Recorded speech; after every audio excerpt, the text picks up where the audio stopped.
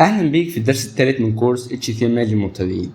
في الدرس اللي فات اتعلمنا ازاي نعمل اول هيكل صفحه لينا، والنهارده هنكمل مع بعض اهم التاجز اللي لازم نتعلمها في HTML. اولا هنعمل مراجعه سريعه على اللي خدناه الدرس اللي فات. في الدرس اللي فات اتعرفنا على نوع الاصدار المستخدم في HTML واللي هو الاصدار الخامس واللي بيتمثل في تاج اسمه دوك تايب HTML، وعرفنا ان صفحه ال HTML بتبقى موجود في التاج بتاعها اللي هو اسمه HTML، وعرفنا ان جزئية الهيد هي المسؤولة عن المعلومات الخاصة بمحركات البحث ومعلومات زي التايتل، وجزء البادي هو الجزء اللي بيظهر لليوزر واللي احنا بنعدل فيه ونضيف تاجز. خدنا ان في 6 انواع من الهيد وكل نوع ليه وظيفة معينة.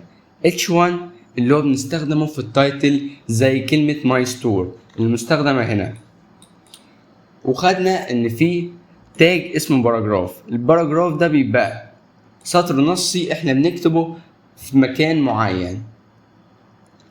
والنهارده هنعمل جزء بسيط بصفحة بسيطة في سيكشن زي الايمج وزي اللينك، وهنتعرف على كام تاج تاني.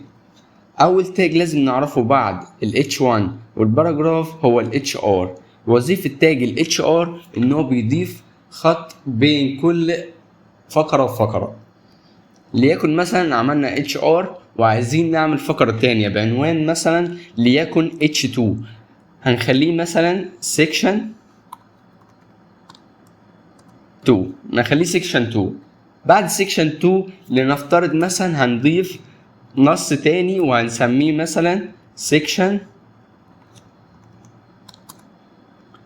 2 for my store. وليكن مثلا عايزين نضيف صورة. عشان نضيف صورة لازم نعمل حاجتين، يا اما نضيف صورة من النت مباشرة يا اما من المعرض الخاص بينا. اولا عشان نضيف صورة خاصة بينا اول حاجة بنفتح المعرض بتاعنا ونختار الصور بتاعتنا. ليكن مثلا صورة زي كده، هنفتح فولدر جديد وهنسميه image وهنضيف الصورة دي فيه.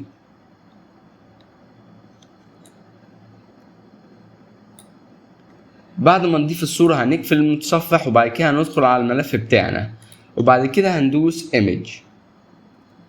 تاج الايمج بيحتوي على السورس والالت. السورس وظيفة ان هو المسار المعين الخاص بالصورة بتاعتنا، والالت دي المكان لو مفيش الصورة بتاعتنا يظهر مكانه. لنفترض عايزين نضيف الصورة اللي احنا لسه حاطينها، هنعمل كده نضيف المسار بتاعها اللي هو في فولدر اسمه image، وهو بالتالي هيجيب لك الفولدر لوحده، وبعد كده نضيف اسم الصورة اللي هو المكتوب عندنا ده. بعد كده الصورة زي ما انت شايف هتظهر معانا. ممكن نضيف في الالت بس خلينا نوسع شوية، نضيف في الالت ليكن دي ماي ستور.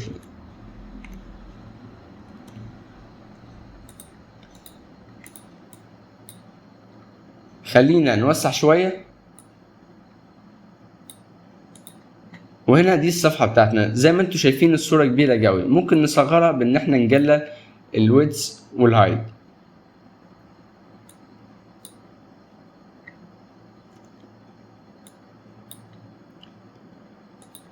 ممكن نعمل ويدث نخليه مثلا 100 بكسل.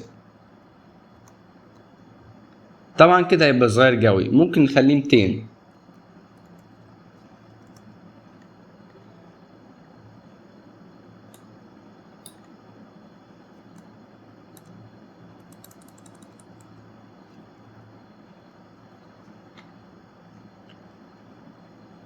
دي اول صورة عندنا. ممكن نضيف حاجة كمان اسمها اللينك. وظيفة اللينك ان انت بتحط ليك رابط. وظيفة اللينك ان انت بتحط ليك رابط، ليكن مثلا عايزين نضيف كلمة ولتكن ماي ستور.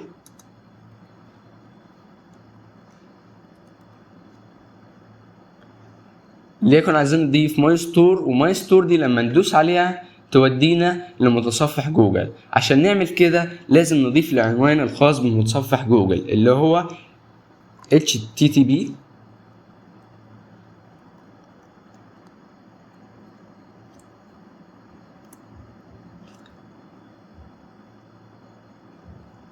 //google.com.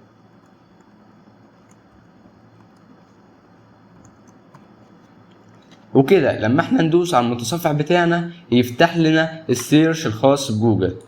طيب لو احنا عايزينه يفتحها في صفحة خارجية بدل ما بيفتحها في نفس الصفحة نعمل كده ازاي؟ عندنا خاصية اسمها تارجت بلانك.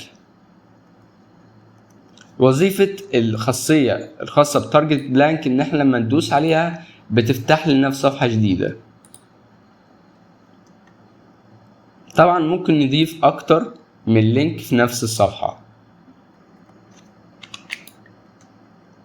ونعمل فورمات للدوكمنت عشان يبقى بشكل منظم.